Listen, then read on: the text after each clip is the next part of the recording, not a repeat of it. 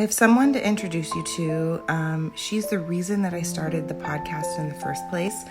I interviewed Brittney Crabtree, and she has 2 kids with autism, one of them with severe nonverbal autism. And she is an example of how none of us are alone, that there's other people in the world that are going through the hard things about autism parenting that we are. And I am so excited for you to hear this interview. So swipe up to listen and also watch the rest of the stories. I have a little clip of the episode, and then I'm going to share a little bit more. So swipe up to listen.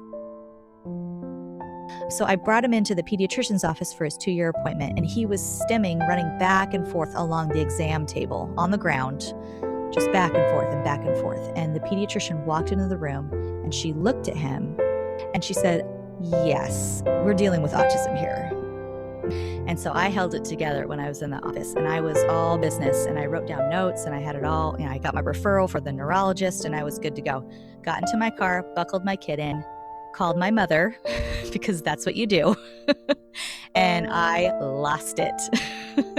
I sobbed and sobbed and sobbed, and I couldn't even get the words out to tell her what the doctor had told me. She thinks he has autism, and we got through the conversation, and I made it home, and I really don't remember the rest of that day.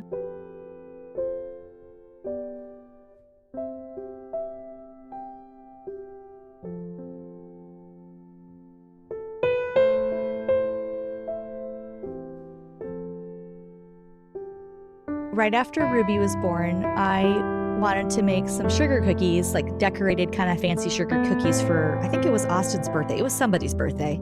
So I got all the supplies and I made these not great cookies, right? They weren't very pretty. They were fine. They tasted fine, but they weren't beautiful or anything. And I was not going to be defeated by this cookie stuff. Like, no, we're going to do this. So I went in full throttle and I just practiced and practiced and practiced. And I got better and better. And it got to the point where I had friends asking me to make them for, a birthday party or a baby shower or something. And I thought, absolutely, love to do that. Started off doing it that way. And then it was a friend of a friend. The cookie process that I do, it's sugar cookies, but I use royal icing, and they're very decorated, and you can customize them in any way you want, and they're highly detailed. They can be. And it's very time consuming, the process.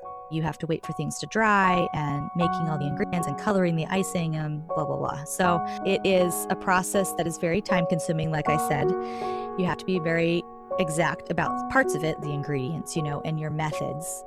And when you're actually decorating and making the icing, it's all about consistency, right? You have to get it not too thin, not too thick. It has to be just right. You have to get the color just the way you want it. And that's where the artist part of it comes in. You have to design the cookie and, draw out a sketch maybe.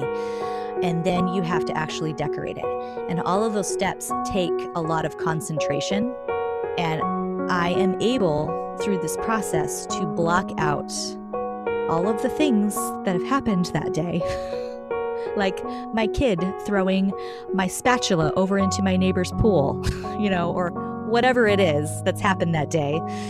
That's like a mild example of something that and I can just block it out and just focus on making something beautiful that someone else is going to love and is going to make their life happier and more beautiful and pretty, And I do a lot of it when the kids are in school. I do a lot of it when they're in bed. I run on a lot of caffeine sometimes and just sheer willpower to get through the day because I was up all night doing cookies. And I just love doing it.